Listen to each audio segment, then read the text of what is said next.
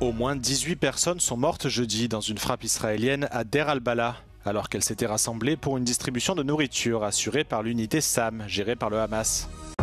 Alors que l'exécutif hongrois a interdit la marche des fiertés de Budapest prévue ce samedi, le maire de la ville entend maintenir le défilé au moyen d'une parade juridique. Les dirigeants de l'UE réunis à Bruxelles ont qualifié la situation à Gaza de désastreuse, déplorable et catastrophique. Ils ont déclaré que le nombre de victimes civiles et les niveaux de famine étaient inacceptables. Cependant, ils ont refusé de suspendre en totalité ou même en partie l'accord d'association UE-Israël, bien qu'un examen indépendant ait conclu qu'Israël ne respectait pas la clause relative aux droits de l'homme. Lors du sommet de Bruxelles, ils ont également demandé au Hamas de libérer tous les otages et d'instaurer un cessez-le-feu. Israel is a friend, but with friends we need to be frank and open and clear. We have an association agreement, and in the terms of this association agreement, on Article 2, both parts need to respect some values. Nobody can ignore what we watch on TV and what we read in the press. They are a systematic violation by Israel of human rights in Gaza. Volodymyr Zelensky a rejoint le sommet en ligne pour discuter des progrès de Kiev vers une éventuelle adhésion à l'UE. Toutefois, le Hongrois Viktor Orban a déclaré qu'il ne soutiendrait aucun texte sur l'adhésion de l'Ukraine, estimant que cela allait à l'encontre des intérêts de la Hongrie.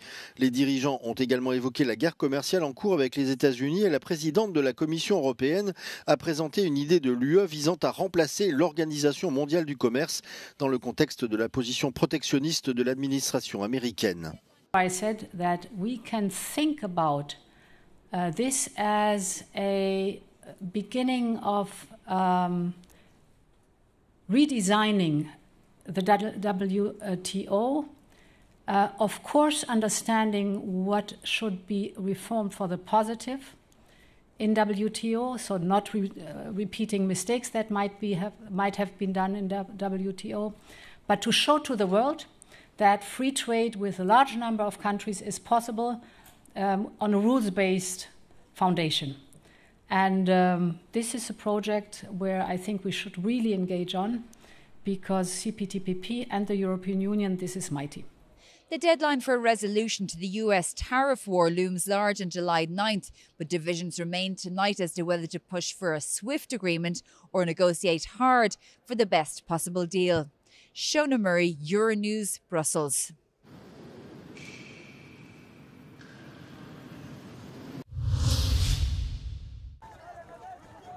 Une frappe israélienne a touché une rue de la ville de Deir al-Balah, où une foule de personnes s'était rassemblée pour récupérer des sacs de farine auprès des autorités.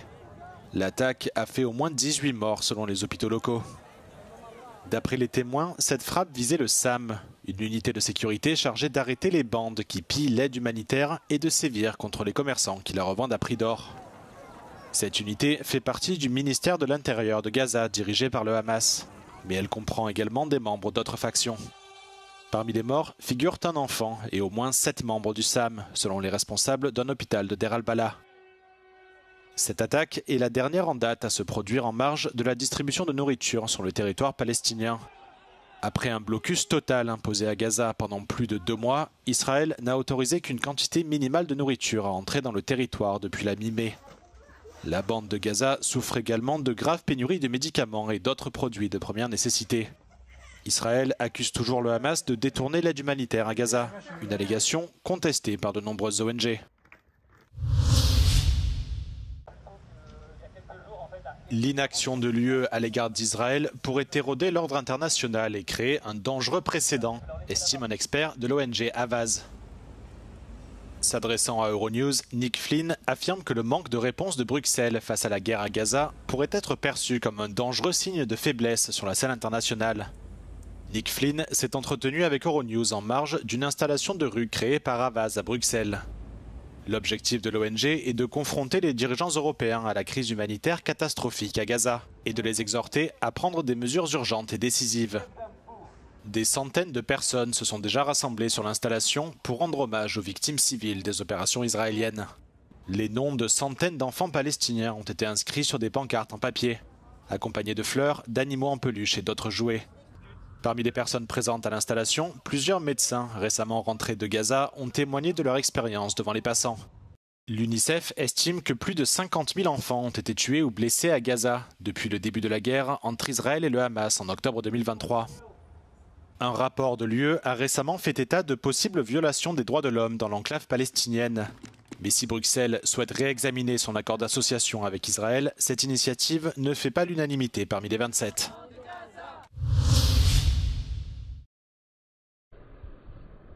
De retour sur le sol ukrainien, après pour bon nombre d'entre eux, plus de 3 ans de captivité en Russie. Dans le cadre des échanges de prisonniers négociés entre Kiev et Moscou à Istanbul, un nouveau groupe de soldats ukrainiens a été rapatrié ce jeudi. Dans un mélange de cris de joie, d'embrassades et de larmes, l'émotion est palpable. Pour la plupart capturés lors du siège de Mariupol en 2022, ces combattants présentent tous, comme convenu lors des négociations, la particularité d'être soit blessés ou malades, soit âgés de moins de 25 ans. De son côté, le ministère russe de la Défense a confirmé avoir récupéré ses soldats sains et saufs. Conduits au Bélarus, ceux-ci doivent ensuite regagner la Russie par avion jusqu'à un aéroport à proximité de Moscou. Comme lors des précédents échanges ces 3 dernières semaines, ni Moscou ni Kiev n'ont précisé le nombre de militaires libérés. Alors que sur le front, les combats continuent de faire rage, la Turquie, qui joue un rôle important de médiateur, pourrait accueillir un nouveau cycle de négociations entre Moscou et Kiev. C'est un événement qui concentre toute l'attention en Hongrie et qui suscite même un affrontement juridique au sein de la sphère politique du pays. La marche des fiertés prévue ce samedi à Budapest va-t-elle avoir lieu? Alors que l'exécutif a interdit l'événement en vertu de la loi hongroise, le maire de la ville a trouvé une parade pour le maintenir. A magyar parlament elfogadta a gyülekezési törvény módosítását, ami alapján a gyülekezési törvényhez tartozó Pride-ot a rendőrség nem engedélyezi. Viszont az, ami megrendelésre kerül, az egy önkormányzati rendezvény, amelyre nem vonatkozik ez a törvény, és ahol az önkormányzat a saját közterületein, a saját szervezésében hívja el a budapestieket egy másik rendezvényre, ezért ez teljes mértékben jogszerű. Des dizaines de milliers de personnes sont attendues à la marche. Plus de 500 responsables politiques, dont des députés européens, devraient également se joindre au cortège. Nombreux sont ceux qui s'interrogent sur l'attitude que les autorités hongroises vont adopter face à un événement qu'elles jugent désormais illégal. La question a été posée à Viktor Orbán.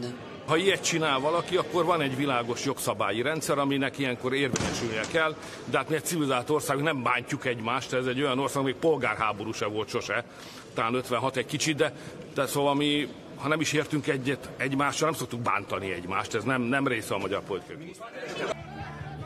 En vertu de la loi hongroise, les organisateurs d'un rassemblement non autorisé s'exposent à une peine pouvant aller jusqu'à 1 an de prison. Les participants risquent quant à eux de lourdes amendes, prélevables avant même qu'un recours en justice ne soit examiné. Azt gondolom, hogy végső soron a kiszabott bírság mérsékelése, eltörlése is elérhető különböző jogi eljárások útján, de lesz egy pont, amikor ezt be kell fizetni.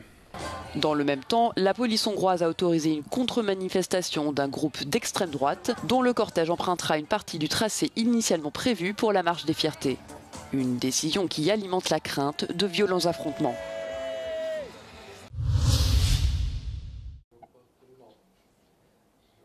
Les plaintes des citoyens auprès du médiateur européen sont en augmentation cette année. Teresa Anginiou révèle que les principales critiques portent sur les difficultés d'accès aux documents, la participation du public et le manque de transparence. Eu apresentei recentemente o relatório, no meu relatório anual, onde é possível verificar que nós tivemos uma das maiores subidas de queixas exatamente na área da transparência. 42,2% das nossas queixas são da área de transparência, muito essencialmente associada à questão dos acessos aos documentos. Le nouveau médiateur européen en poste depuis février estime qu'il vaut mieux prévenir pour renforcer la transparence des institutions de l'Union européenne.